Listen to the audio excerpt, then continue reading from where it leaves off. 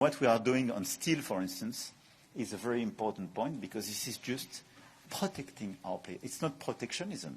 This is part of this resynchronization. I don't want to spoil the good atmosphere here and the good mood, and I fully understand your argumentation, Emmanuel. And yes, we have to protect our companies, especially our steel companies in Europe, in Poland, everywhere. But the reality is very brutal.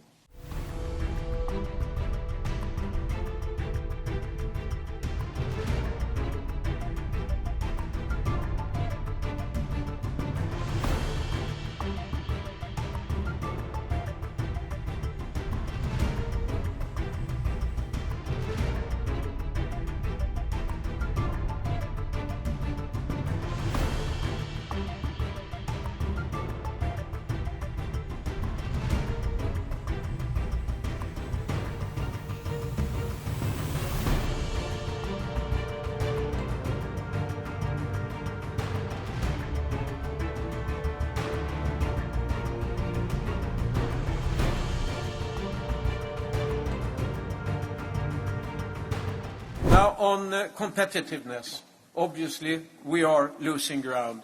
I think it's worthwhile remembering that in 2008, the EU and the United States had roughly the same GDP per capita.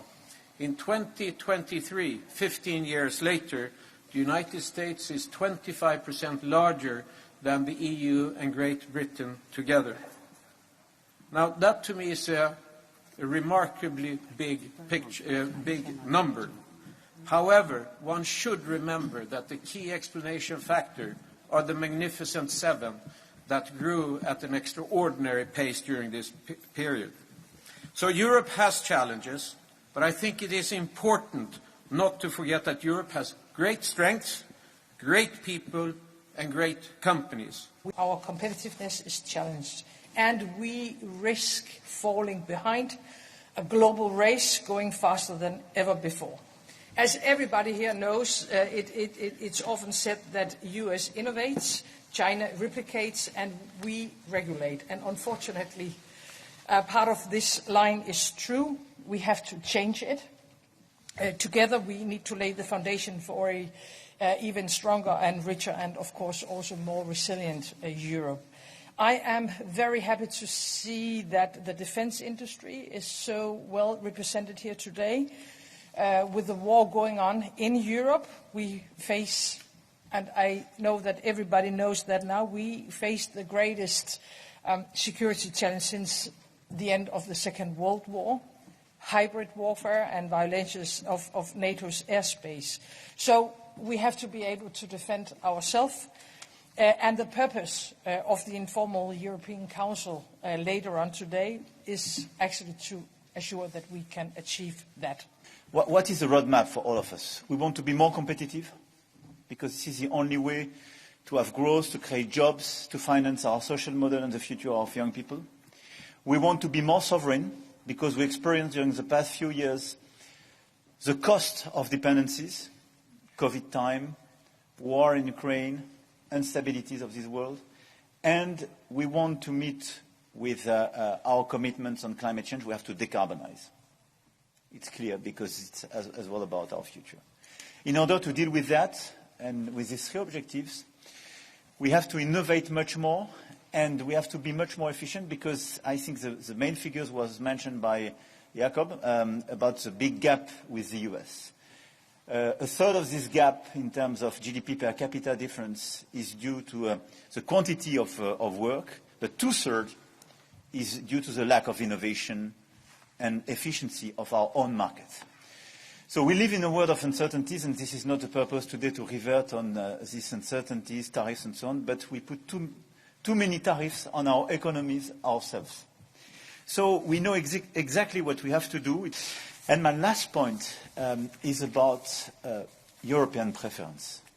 It was till recently an awful word, totally impossible to be pronounced in a business meeting. But this is a necessity, because we are the unique crazy place where we don't protect our domestic players. In the US, you have a US agenda. In China, it's no more a Chinese preference. It's a Chinese exclusivity sometimes. In Europe, this is the only place where you can finance with the taxpayer money 100% non-European players. This is the only place where you put regulations on your players, but at the same time you negotiate the lifting of barriers with non-European players with a double standard. This is impossible just to pursue such an approach. And what we are doing on steel, for instance, is a very important point, because this is just protecting our players. It's not protectionism. This is part of this resynchronization. We have to accelerate, we have to innovate, we have to finance much more, we have to clearly be super innovative, but at the same time, if we want to remain sovereign, we have to protect the existing players when they suffer about the absence of level playing field. And what we started with the Chinese EVs, what we follow with the steel today is exactly what we have to do sector by sector, because this protection and this European preference are key elements of this competitiveness agenda. I don't want to be longer. I think the agenda is quite clear and the roadmap is quite consensual. And now the main issue for us is implementation and speed. The EU has been legislating over the years, adding layer after layer. We in the EU have become a regulatory power, for sure, nationally and at EU level. This has to stop. Both the European Council and the Commission have understood it by now. The simplification omnibuses have been an absolute priority of the Polish presidency, same for the Danish presidency. Thanks to Mette and to Ursula, who are bringing this project forward really forcefully. The delivery is painful, but I can assure you that none of us will give up, and we will deliver.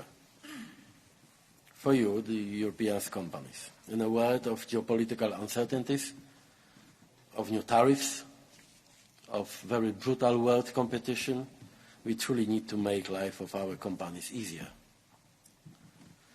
Second, ambitions matching reality. And our reality today and tomorrow, I think everybody here will agree, is security.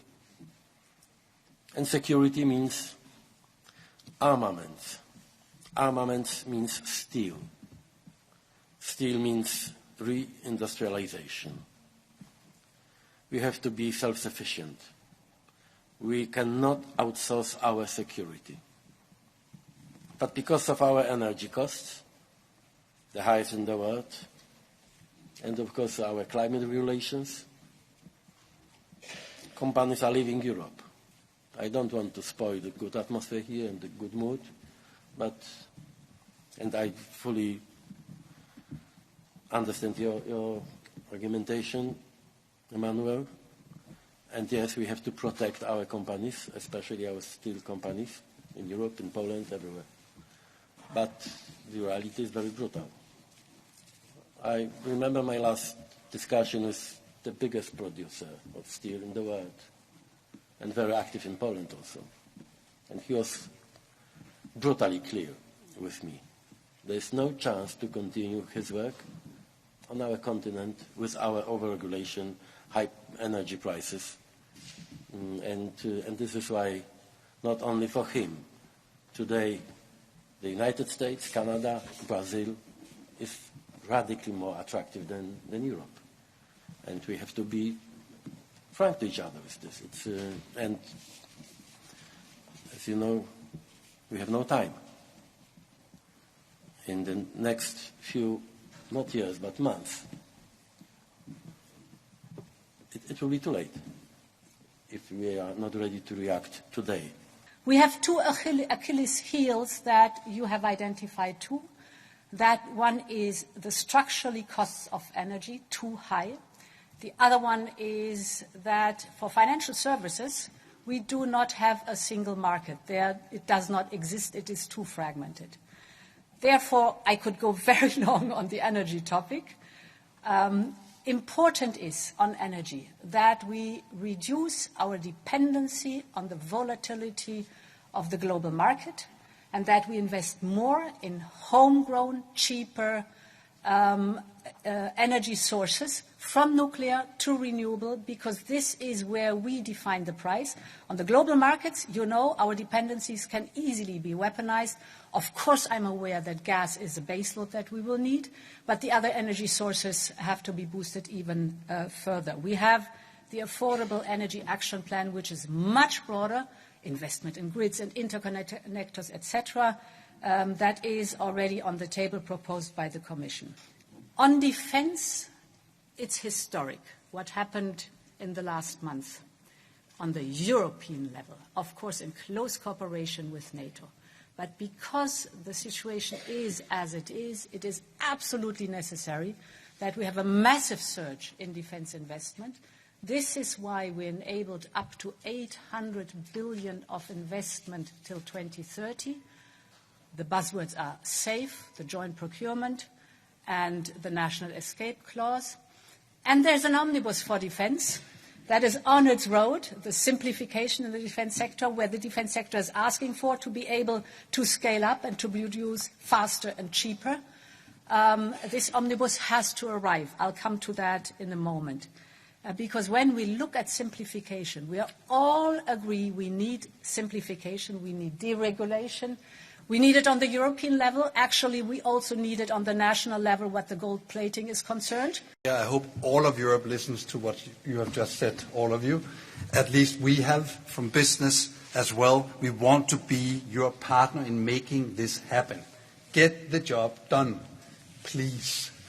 And I think it is super encouraging to listen to your analysis and your strength in and believe in the importance of making this happen.